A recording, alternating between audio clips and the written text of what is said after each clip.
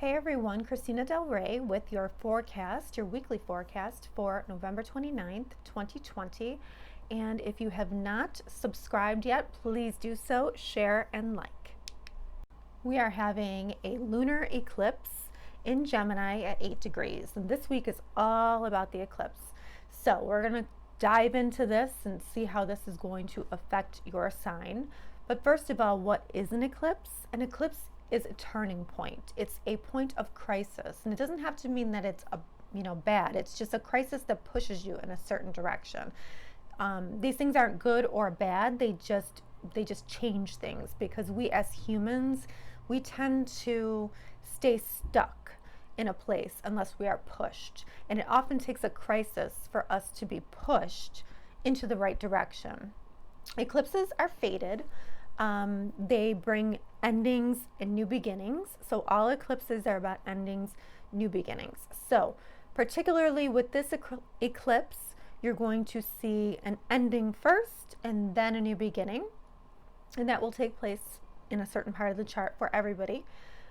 But lunar eclipses tend to be more emotional. So you might have a crisis point that makes you very emotional, that pushes you to take an action of some kind. Whenever there's a full moon lunar eclipse as well, secrets tend to come out. It doesn't necessarily mean that it's going to come out the day that the eclipse happens, but they have like a 6-month period of time where you can see this happening. This can also be something coming to fruition. If you've been working on something, you might see the rewards of it as well. So like eclipses can go in a million different ways. They have that kind of energy, that unpredictable energy. So it could be a fruition of something where, wow, this comes to a culmination. This is great. I've been working on this. Or it could end something and push you right in a new direction. Try to think back to where you were 19 years ago. Think about what you were doing, what you committed to, and it's likely 19, 20 years ago, and it's likely that the same themes will come, and it'll likely be connected to that. But what have you built for the last 20 years? For those of you who study tarot, you know that the moon symbolizes like the hidden information. So in a lunar eclipse, when the moon can't reflect the sun, it goes dark, and then for a minute or so, and then then it's able to shine the light again. Well, that moon represents what's hidden, what lies beneath, and when the light comes back on, that's kind of when you see the truth. Okay, so let's see what this means for each of your signs. Hey Pisces, so where is this eclipse taking place for you? This eclipse is taking place in the 4th house of home and family. So it is likely that you are working on a project, or you've been doing something in the home that is going to culminate, or kind of pay off. Could be an ending in the home too. This is not just the home, but it's real estate matters as well. So there could be something that comes out about a real estate matter.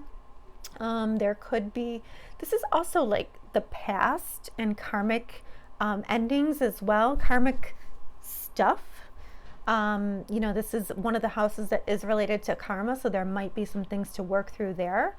But typically when an eclipse is in the 4th house, you're going to it's going to relate to your balance with work and with home, and something more dramatic happening in the home, like an ending of some kind. So maybe somebody's moving out, or like you're finishing a project. This would probably be a great time to do an energy cleaning through your house, and get rid of any stagnant energy, and start new, because every ending brings a new beginning. The ruler of this eclipse is Mercury, and Mercury is in your 9th house of legal matters. So again, it could relate to the real estate stuff, not sure, contracts, philosophies as well. It also could be higher education. So maybe you're working on something higher education wise, but Mercury's trying to give you an opportunity here because it's making a sextile to Saturn in your 11th house. So maybe you get more, maybe you have a good conversation, or you can communicate with somebody about, you know, this legal matter, and it puts you in a better place. This might be you like reaching out to a group of people who are really helping you work through something. This could be like a new group of people, and you know, maybe they're helping you, you know, look at your philosophies in life, and maybe they're helping you, or even like, you know, with your education. But there is some kind of like, Mercury here is trying to give you some kind of mature or responsible opportunity here. And you know, it will benefit you socially, and also like, you know, maybe you're communicating about your hopes, wishes, and dreams, or you're getting serious about that. But there's some kind of opportunity here. And at the end of the week, we do have Venus trining Neptune, which is a beautiful energy. This happens on December 5th.